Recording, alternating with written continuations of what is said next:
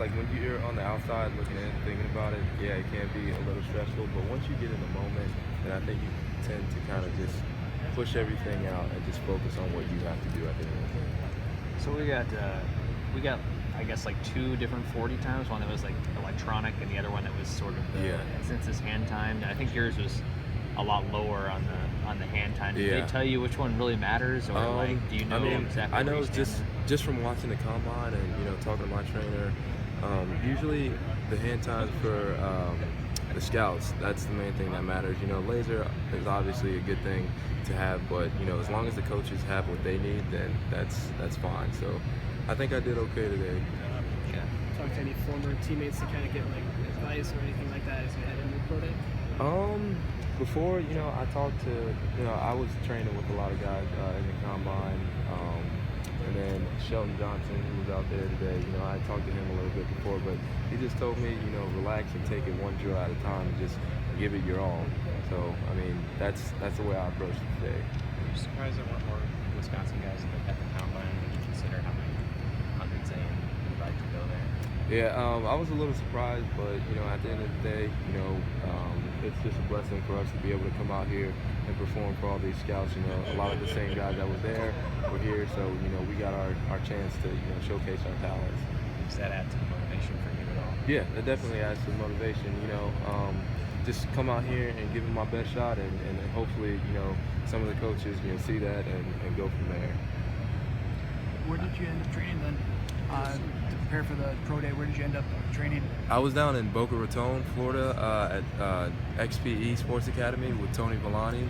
So it was a great experience. There were a lot of other guys there too, but he definitely taught me a lot of things. When I first came in, I was a little raw with 40 starts and everything, but he helped me a lot. What's some of the routine that you had to go through during the workouts to get to where you're at now?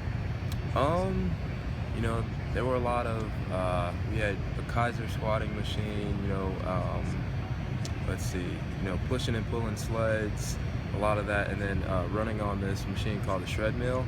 It's like a treadmill, but you actually physically have to power it in order for it to move.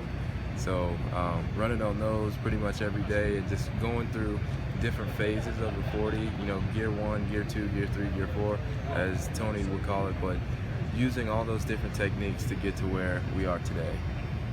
Spring practice is about to start, and obviously they're going to be looking for your replacement in the starting lineup. Do you just kind of give your view on some of the other younger corners that are coming up, and in particular, I guess, Titus Booker, who redshirted last year. I've heard a lot of good things about him. Yeah, I talked to a lot of those guys when I first came in. Titus Booker, Natrell Jamerson, and Derek Tyndall. Just talked to all those guys and told them that this is their opportunity to shine. Spring ball is a great way to spring you forward into summer workouts and then going into fall camp. So come out every day willing to work and work with Coach Leonard and Antonio Pinellas and all those guys, and just getting better, and then becoming a student of the game in the film room as well. That's something that's important that they're looking at. So I just told them, go out there, have fun, have no regrets at the end of the day. Secondary is kind of the one position grouping on this defense this year that there's a lot of question marks. So I think there's like 6 in the front, 7 in the back. And you've been, I guess, part of both situations where people thought a couple of years ago that maybe the weak link, and then you were a strength. Do you think that there's some pressure on these guys to fill the shoes of you and Mike and Tanner? I don't think so. I think a lot of the guys, the young guys, are eager to get out there and give it their all. From what I've seen, everybody's really excited for spring ball to start, just so they can showcase their talents, and place themselves somewhere on the depth chart. But I don't think anybody has that pressure of, oh man, we're the weak link of the defense. I think they're just going to take everything in stride, and that should be something that motivates them if people are telling them that they're not the strong point of the defense. And I think that's what we did in the past too. We just wanted to prove everybody wrong.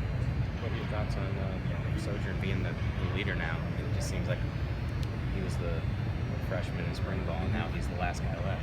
I think he's going to have a great season. He's a great player. Technique-wise, he can go make plays on the ball. And from a leadership standpoint, I know I talked to Antonio Pinellas, who's helping out with the corners, but he said he's really embraced his role on the defensive side. Helping those younger guys out and actually becoming a student of the game. So, I look forward to seeing what he's going to do and what he imparts his wisdom on the younger guys in the future.